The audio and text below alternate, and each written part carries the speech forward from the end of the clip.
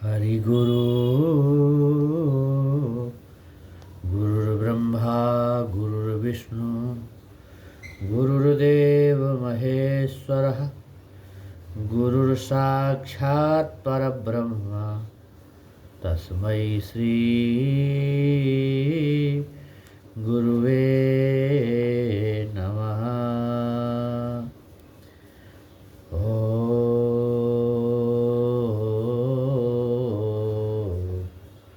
नारायण नारायण नारायण नारायण नारायण नारायण हरि गुरु श्री गुरु शरणम।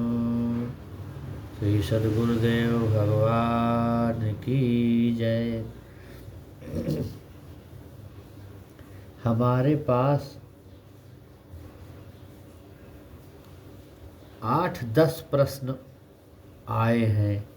कोई कुछ पूछ रहा है कि गुरु की आवश्यकता क्या है, गुरु कैसा होना चाहिए, गुरु किसे बनावें, गुरु न मिले तो क्या करें, क्या गुरु से ईश्वर बढ़कर है, गुरु स्वीकार करने के पहले क्या करें, सद्गुरु कैसे मिलें। बहुत सारे मेरे पास प्रश्न आए हैं, पर भगवत कृपा से मैं सभी प्रश्नों का समाधान अपने मति के अनुसार लगभग करने का प्रयास करूंगा। इसमें प्रश्न आए हैं कि क्या गुरु की आवश्यकता है। तो गुरु की अत्यंत आवश्यकता है जीवन में, परंतु यह आवश्यक नहीं कि चाहे जिससे और चाहे जो मंत्र ले लिया जाए। गुरु कैसा होना चाहिए इस पर ध्यान दीजिए। लगभग गुरु अनुभवी हो, परमार्थ तत्व के ज्ञाता, त्यागी हो, शिष्य का कल्याण कराने में समर्थ होना चाहिए। अब प्रश्न है कि गुरु किसे बनाए। तो किसी को गुरु स्वीकार करने के पूर्व अवश्य ही यह सोच लेना, देख लेना चाहिए कि गुरु सर्वथा परमार्थ परायण संत है, विद्वान है, भक्त है कि नहीं। पर उनका आश्रय लेने के पश्चात सर्वथा उनके अनुकूल व्यवहार करना आवश्यक है। अगर उनका आश्रय ले लिए गुरु का, तो उनके अनुकूल व्यवहार करना वो आवश्यक बनेगा। फिर ऐसा गुरु न मिले तो क्या करें। तो ऐसा गुरु न मिले तो खोज करनी चाहिए। और गुरु प्राप्ति की प्रबल अगर चाह मन में होगी, इच्छा होगी, इसके लिए भगवान से प्रार्थना की जाएगी, तो भगवान स्वयं ऐसे गुरु से भेंट करा देंगे, या वे स्वयं ही गुरु रूप में प्रकट होकर आपके जीवन को सफल बनाने में सहायता करेंगे। तो क्या गुरु में ईश्वर से बढ़कर श्रद्धा भक्ति होनी चाहिए क्या। गुरु में ईश्वर से बढ़कर श्रद्धा भक्ति होनी चाहिए, यह सत्य है। परंतु वे गुरु भी वैसे त्यागी, अनुभवी, विद्वान, संत स्वभाव ही होने चाहिए, जिनका संग और उपदेश शिष्य के परम कल्याण में मेन कारण हो, प्रधान कारण हो। तो क्या गुरु स्वीकार करने के पूर्व क्या किया जाए। तो शिष्य का यह कर्तव्य होना चाहिए कि अपनी सब बात एक बार उनके सामने रख दे, और उनके पूछने पर अपनी रुचि, अपना स्वभाव, अपना अभिलाषित इष्ट और अपना साध्य बतला दे। इसके बाद वे जो कुछ निर्णय करें, जैसा कुछ बतावें, उसके अनुसार शिष्य आचरण करे। तो सद्गुरु कैसे मिले? अब ये बात है कि किसी के बताने से सद्गुरु मिलना प्रायः असंभव है। सद्गुरु की प्राप्ति साधन के बल से होती, श्रद्धा के बल से होती। अब भगवान साधक की सभी आवश्यकताओं की पूर्ति करते हैं।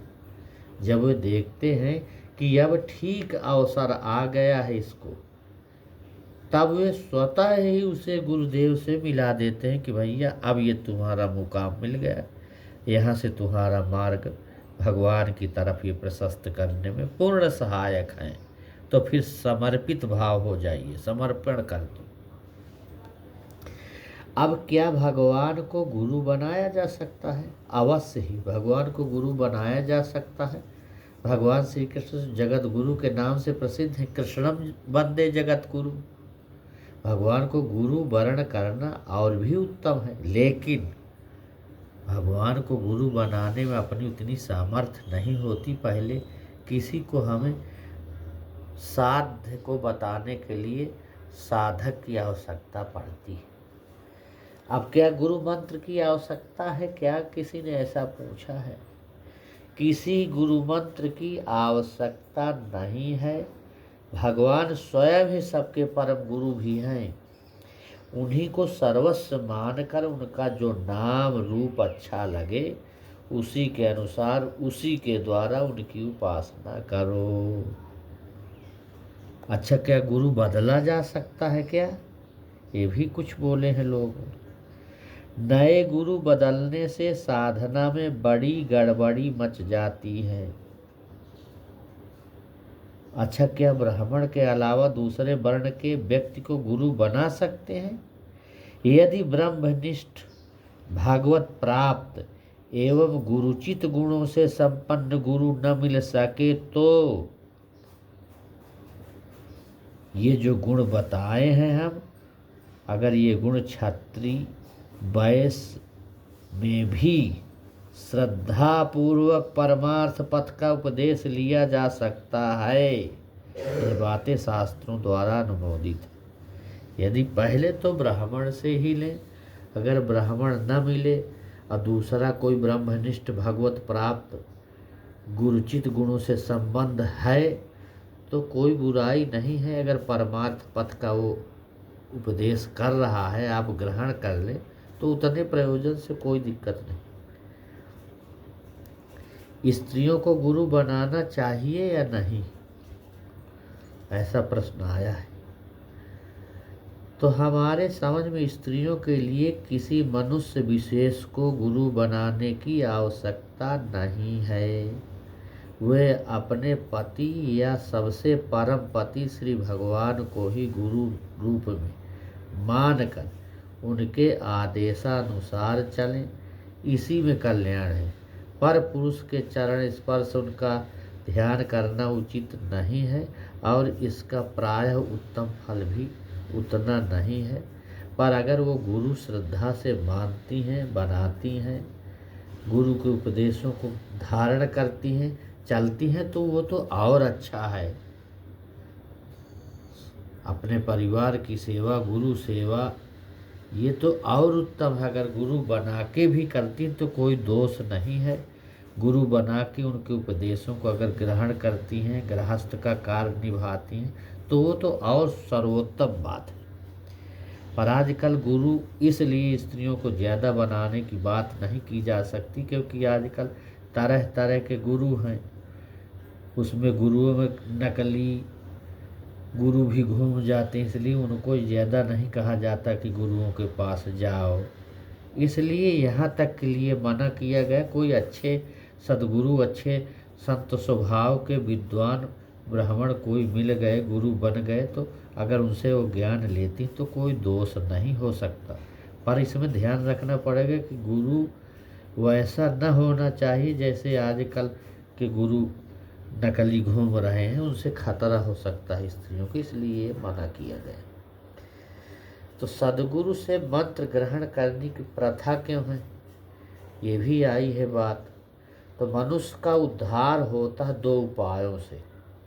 सद्गुरु प्रदत्त मंत्र के सम्यक विधान अनुष्ठान से अथवा भगवत कृपा प्राप्त शक्ति संपन्न सद्गुरु की तप शक्ति से, संभवतः इन्हीं दोनों कारणों से ईश्वर रूप तत्व ज्ञानी महापुरुषों से मंत्र ग्रहण करने की प्रथा ये चल पड़ी है।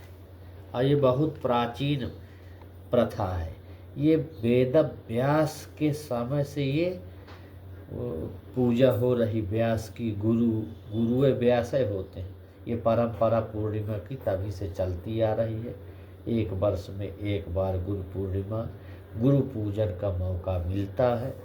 उसी समय अपने गुरु की पूजा, अपने गुरु के वचन मानना चाहिए। मंत्र दान का अर्थ क्या है? तो कहते हैं कि कान में मंत्र दान का अर्थ है मार्ग बदलना ही। कान फूंकना नहीं, कोई जरूरी नहीं कान फूंके, लेकिन कान में वो मंत्र दिया जाता है क्योंकि गुप्त होता है। कोई उस मंत्र को ना सुने, उसका एनर्जी ऊर्जा आपके अंदर ही उसकी रहनी चाहिए।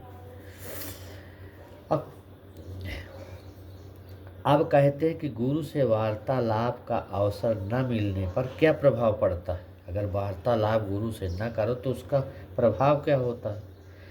हम गुरु को कुछ न कहें और गुरु भी कुछ न कहे तो भी गुरु का मौन व्याख्यान ही हमें तार देगा।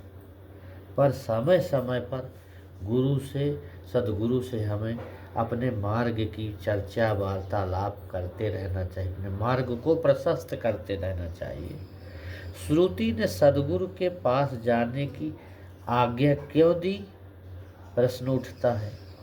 तो लोगों के जीवन को लेकर खेलना साधारण बात नहीं है, यह बहुत ऊंचे अधिकार की बात है। वस्तुतः परमात्मा के रहस्य को सम्यक प्रकार जानने वाले महापुरुष ही सद्गुरु पद पर प्रतिष्ठित हो सकते हैं। इसी से श्रुति ने श्रोत्रिय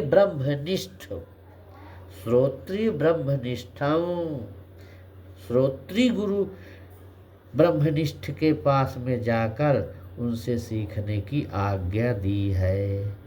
जो स्वयं अंधा है वो दूसरे अंधे को मार्ग कैसे दिखला सकता? सद्गुरु को ईश्वर से बढ़कर सेव्य माना जाए क्या, ऐसा प्रश्न आता है। तो सद्गुरु ही गोविंद को मिलाता है, गोविंद से मिलाता है। सद्गुरु ही शिष्य के दुखों का हरण करता है। इसीलिए शिष्य की दृष्टि में सद्गुरु ईश्वर से बढ़कर सेव्य है, सेवन करना चाहिए।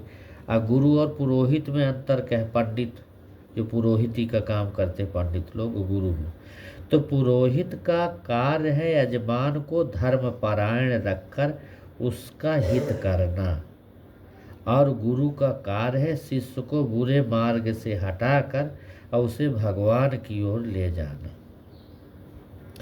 गुरु यथार्थ में वही स्वयं हो जिसको प्रभु का तत्व ज्ञान, समदम त्याग समत्व प्रेम की जो हो पावन मूर्ति महान।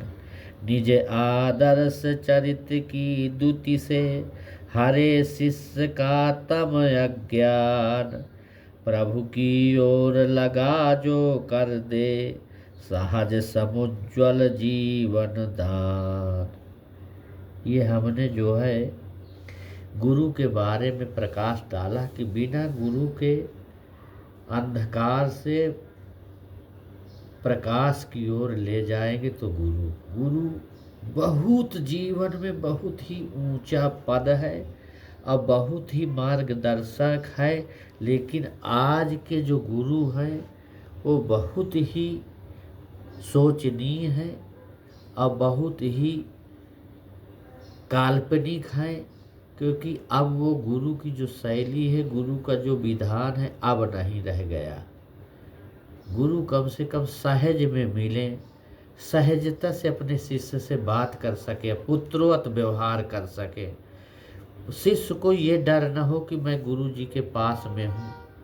अब आजकल क्या इतने बड़े बड़े गुरु हैं, इतने बड़े बड़े चेला हैं, इतनी बड़ी बड़ी गाड़ी हैं, इतने बड़े बड़े आश्रम हैं कि छोटे छोटे जो शिष्य होते वो डरते हैं बेचारे जाने तक के लिए, तो ज्ञान कहाँ से पाएंगे। इसलिए गुरु ज्ञान में ऊंचा हो और धन न हो तो चलेगा, पर ज्ञान की ऊंचाई उसके पास, और ज्ञान की ऊंचाई है उसके पास शास्त्रों का पूरा तत्वबोध हो, शास्त्रों का ज्ञान हो, उसको तत्व ज्ञानी हो, परमार्थ ज्ञानी हो, राष्ट्र चिंतन करता हो, और उसकी दिनचर्या अच्छी हो, आचरणवान हो, बुद्धिमान हो, भगवान के रास्ते को बारीकी से महीन माने सूक्ष्मता से उस ईश्वर के चिंतन की शक्ति हो, उसमें अच्छा ब्रह्म चिंतन का उसका अभ्यास हो,